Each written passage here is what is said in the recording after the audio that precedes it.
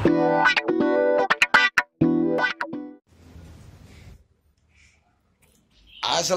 teman-teman, kembali lagi bersama saya Hardi dan masih di DAC Depok Auto Care. Ini ada yang ingin saya sharing-sharing dikit. Mungkin teman-teman banyak yang belum tahu bedanya Rextir manual sama Rextir yang power steering.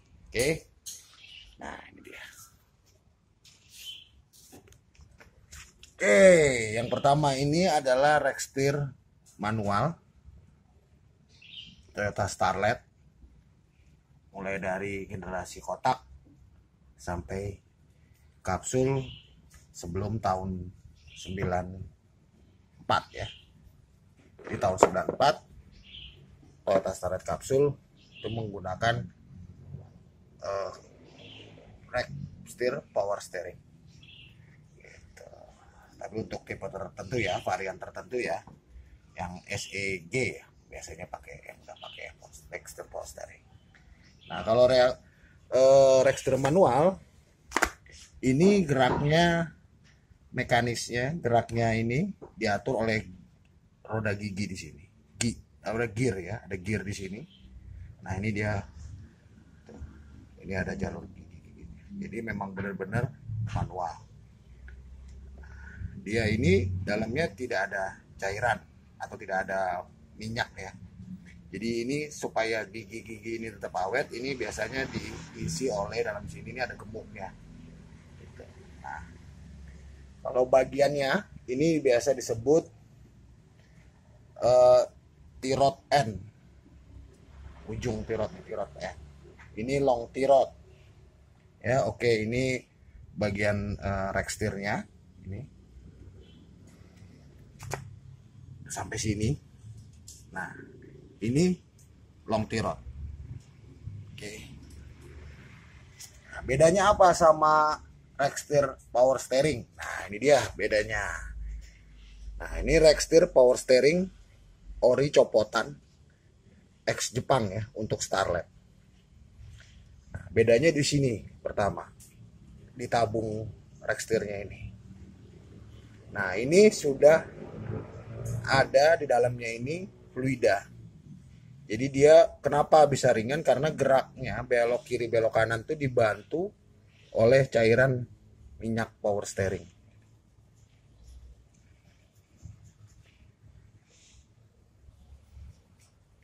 Kalau susunannya sama, ini dia pakai tirot N, long tirot,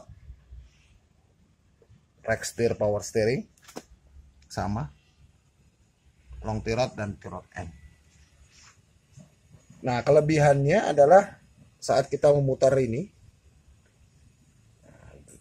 mutar kemudi, mutar setir, nah dia itu lebih ringan karena dibantu oleh geraknya oleh dorongan fluida ini melalui pompa power steering tentunya di sini yang mengikuti mesin. Nah, walaupun dia menggunakan pompa jadi tidak menambah beban pada mesin karena gerak pompa ini fluida ini bergerak saat setir dibelokkan gitu. Jadi kayak aliran tuh dia lewat gitu. Balik lagi, masuk lagi ke pompa, aliran high pressure, masuk lagi ke pompa, masuk lagi. Nah, ini ada katupnya. Ini untuk kalau di Jepang ditaruhnya posisi di sini. Kalau X Jepang. Kalau yang lokal punya Starlet lokal tahun 94 ke atas ini posisinya ada di pompa power steering. Oke. Nah, keunggulannya tadi itu. Terus selain itu pula lebih stabil, getaran lebih lebih mantap dipegang dan karena getarannya juga diredam oleh minyak yang di sini. Tuh, bayangkan bedanya kan segini, kecil, ini gede. Tuh. Ini dalam ini ada minyaknya, fluidanya. Jadi getaran yang dari roda masuk sini diredam oleh minyak power steering dalam sini, fluidanya. Jadi kalau kita melintasi speed trap tuh yang di tengah jalan ada putih-putih melintang tuh yang kayak gajulukan gitu, orang ngomong kayak polisi tidur tapi rapat gitu. Kalau ini pakai yang manual itu sampai getarannya sampai terasa ke setir. Setir getar. Kalau ini getarannya ya nggak ada, sudah hilang. diredam oli ini. Dek dek dek dek dek, dek gitu. Nah, power steering ini kerja saat dia dibelokkan. Setir dibelokkan, dia baru alirannya berputar. Kalau enggak ya balik lagi normal biasa. Ya, dan tidak memberatkan mesin ya. Ini kecil sekali tenaganya karena memang putar pompa aja biasa. Oke. Gimana cara tahu lihat tirotnya masih bagus atau enggak? Nah, seperti ini. Tuh.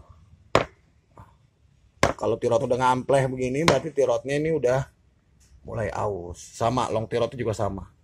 Kalau dia udah bisa digoyang pakai tangan kayak begini, ini tirot N-nya nih, yang kecil ini, tirot yang kecil ini. Nah, ini udah harus ganti. Jadi kalau di jalan rasanya dia udah berisik dan nggak stabil di jalan tuh.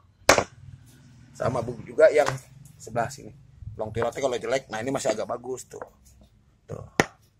Long tirotnya. Jadi dia masih kuat ya. Nah, nih yang copotan X Jepang. Tuh. Ngangkatnya aja pakai tuh, berat. Nah, ini sama tirot N-nya juga tuh nggak bisa gerak pakai tangan. Ini juga yang kiri ini sama keras, masih bagus banget tuh. Tuh. Beda kan? Nah, oke. Jadi yang harus diperhatiin teman-teman ini jangan sampai kalau boot rack power steering itu harus ada ya, jangan sampai robek. Kalau robek segera diganti karena bahaya ya kalau untuk yang manual ini bisa masuk ke dalam sini dan ini bikin rusak. Sama juga yang di